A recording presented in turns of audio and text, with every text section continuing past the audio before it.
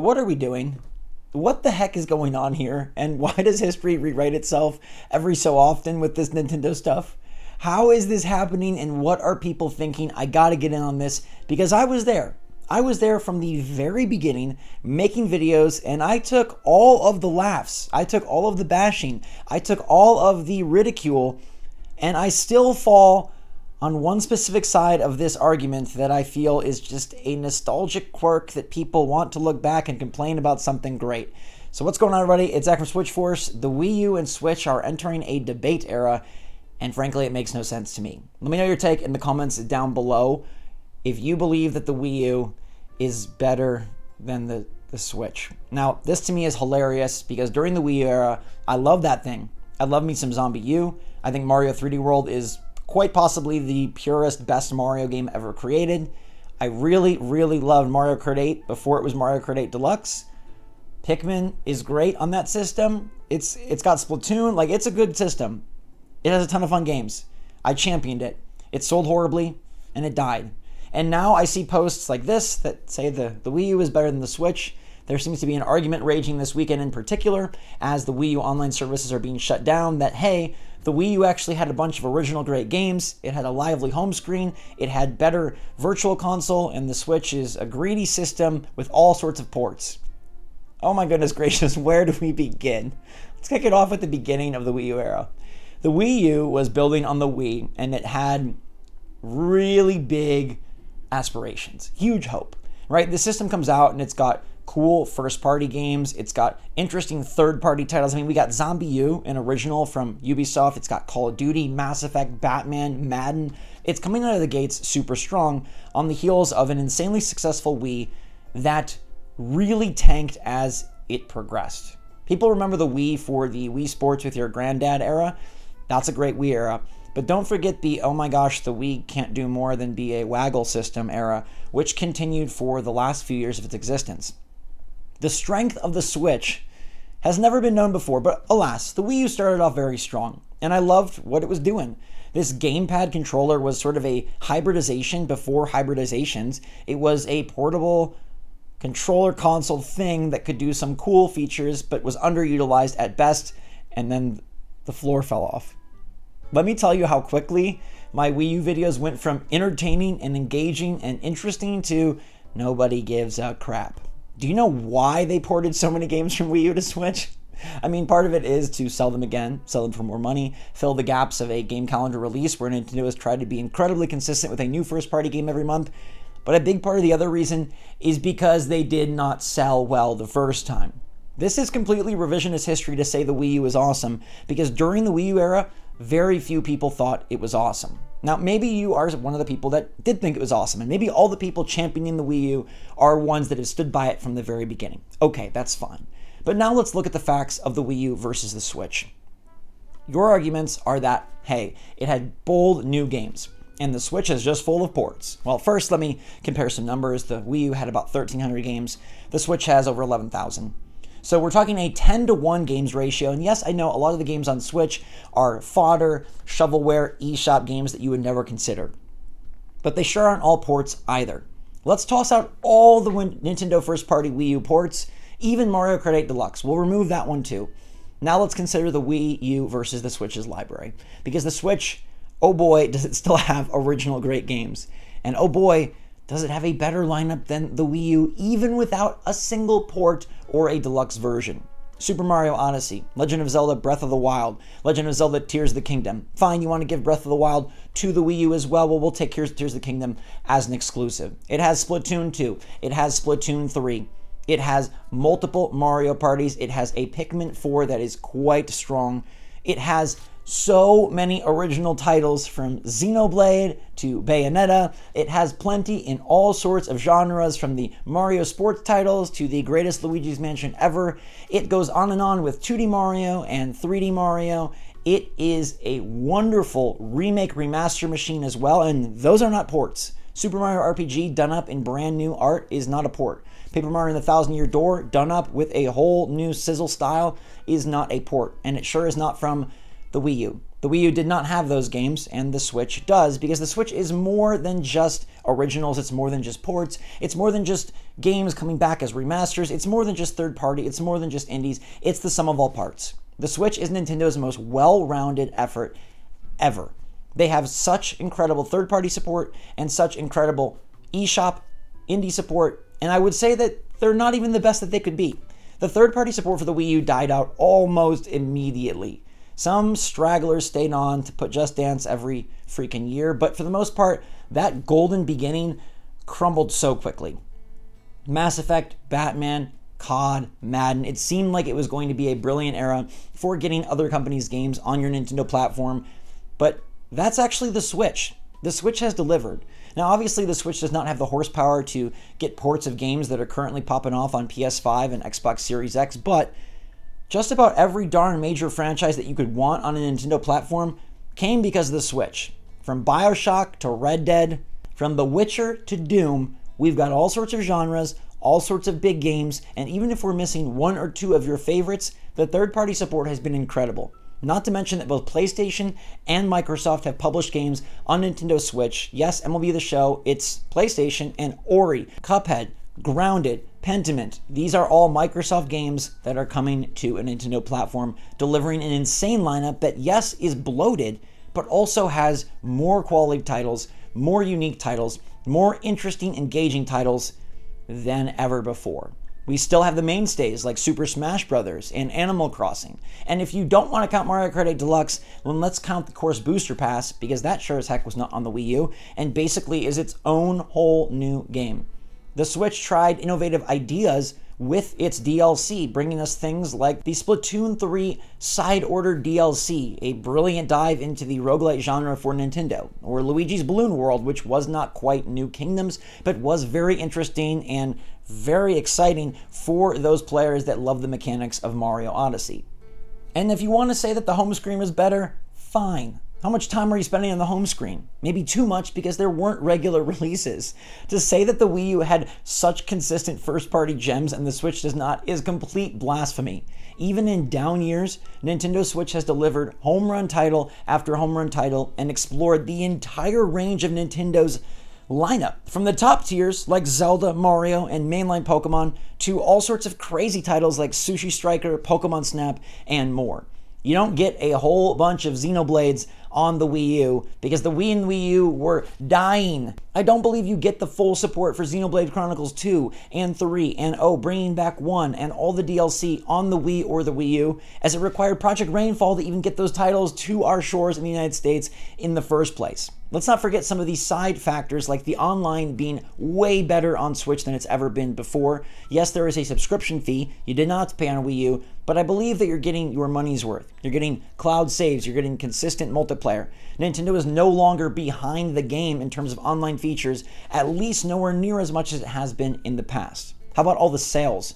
Wii and Wii U games were expensive throughout. Evergreen was Nintendo's Color. That's the name of the game they played, where Mario came out at $60 and finished at $60. But now we see eShop sales consistently. We see third-party publisher sales all the time. And we see Nintendo first-party games dropping to $30 and $40 quite regularly.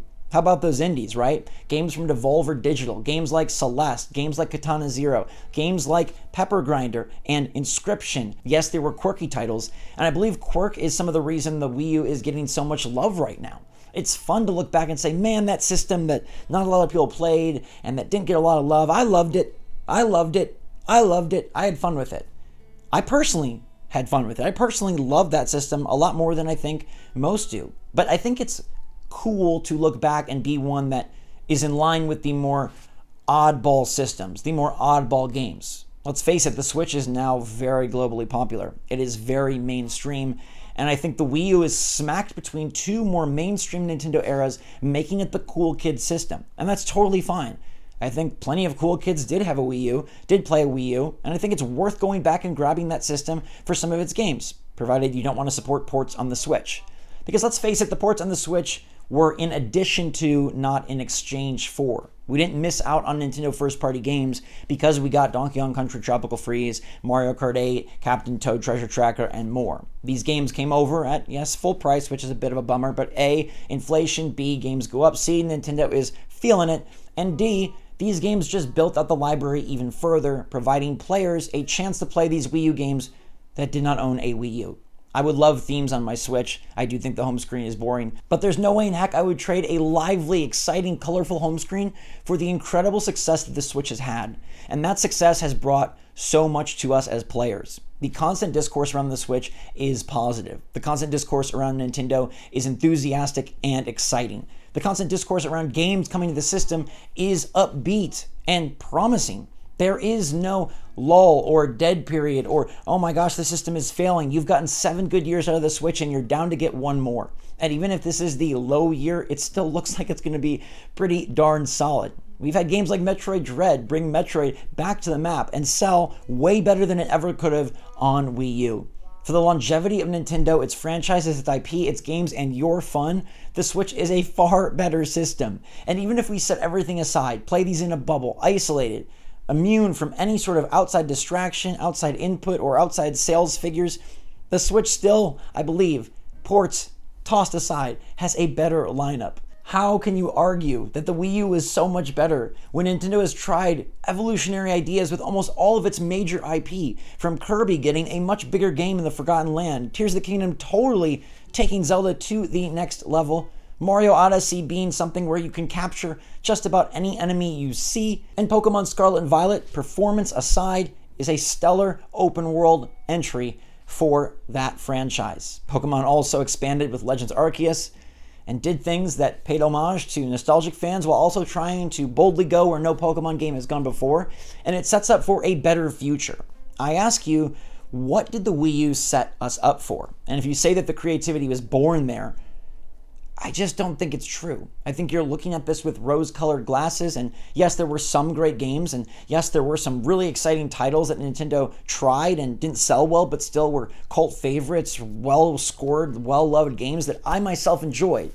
But let's not discount what the Switch has done because we're waiting for a Switch 2, because it's mainstream and no longer super niche to love this platform, because we're disappointed with the 2024 output. This system has given us 7 fantastic years full of amazing games, consistency, and honestly, Nintendo's best efforts in so many of the secondary and tertiary areas that we don't see Nintendo typically succeed in. A region-free console, massive support from Western and Eastern developers and publishers. I mean, Mario plus Rabbids Sparks of Hope is not a game that comes out on the Wii U. Monster Hunter Rise is not a Wii U exclusive in any world. It's only a Switch exclusive because of the success and the platform that Nintendo has established. And I would argue that even a game that does feel a bit back in the past, like Animal Crossing New Horizons, does not achieve its global phenomenon status if it released on the Wii U. And I know that the Wii U was hamstrung by some poor strategic decisions, a terrible name, and a whole sort of other industry issues that plagued that era for Nintendo.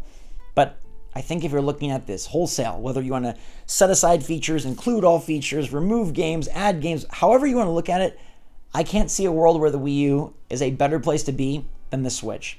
You're telling me that you would rather Nintendo have the Wii U going into the next era right now than the Switch going into the next era? Saying that the Switch 2 is doomed is just silly. I've gone on record on saying I think the Switch 2 has a chance to be even better than Nintendo Switch, which I know is crazy and most would disagree.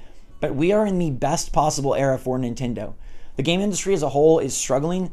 Nintendo is thriving. The games have been there, the support has been there, the quantity has been there, the quality has been there. The Switch as a platform has provided us with meaningful upgrades like the OLED screen that initially I doubted, but now I am definitely a believer in.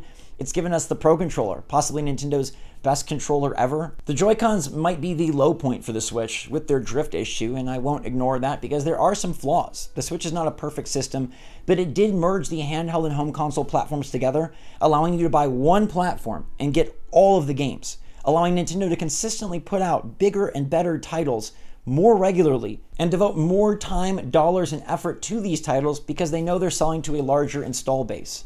That alone is another great point in the Switch's favor. A larger install base times like 10 provides Nintendo the opportunity and the resources to build these games bolder, bigger, better, and more. That's like the whole mantra for the Switch. If the Wii U was Nintendo being quirky and cool, The Switch is Nintendo being much more modern and mainstream, but with their seal of approval, style, and I feel without sacrificing what makes Nintendo great. If the Switch ended up being a very vanilla system that took the dollars earned from its initial sales and developed games that felt bland and not Nintendo-like, I might see somewhat of an argument here. But in my opinion, the Switch has only gotten stronger as the years have progressed, and even in those years where the top games are not releasing, they've still provided exciting experiences for a whole wide range of players, new, old, young, old, nostalgic, modernized, and more. Their virtual console is not as easy as it was before, but they are fleshing that thing out and bringing more and more titles as we go, and some very heavy hitters and some big ones that can all be had instead of a la carte for one subscription price. We can argue about subscriptions at a later date, but they did include a bunch of free DLC with their expansion pack online tier, allowing you to play more of Mario Kart, more of Animal Crossing, and more of Splatoon without paying for those DLCs individually. Oh, let's not gloss over the fact that the Smash Brothers I mentioned is the ultimate Smash Brothers, with every character ever, and the best roster of a fighting game that's ever existed on this planet. I think some would argue that Zelda is the best it's ever been, that Smash Brothers is the best it's ever been, that Mario Kart is the best it's ever been, Splatoon is the best it's ever been, Kirby is the best it's ever been, Pikmin is the best it's ever been, maybe 3D Mario. You could argue that the Galaxy Journey was better than the Odyssey era effort, but Galaxy wasn't even on the Wii U, so what are we talking about at this point? I'll leave it there, but I think the Switch is phenomenally better than the Wii U, and I love the Wii U. I took the bruises and the punches when that system came out for championing it and trying to make videos and loving Nintendo through that era, and I still say, darn, the Switch is absolutely crushing that thing. It doesn't really matter battling them against, they can both be good, but the fact of the matter is the Switch has put us in the position where we are today, and the Wii U absolutely did not. That alone makes the Switch far superior, and the games library, man, whether it's 10,000 strong or 100 super quality top tier titles, the library is the best Nintendo's ever had. And I think at the end of the day, the games should matter more than a home screen, a big tablet controller, or free online. It's the games that define a system, and Nintendo Switch's library of games is the big N's strongest ever. Thank you so much for watching. Stay safe, stay healthy, stay happy, stay positive out there. And until next time, love you lots. SwitchForce out.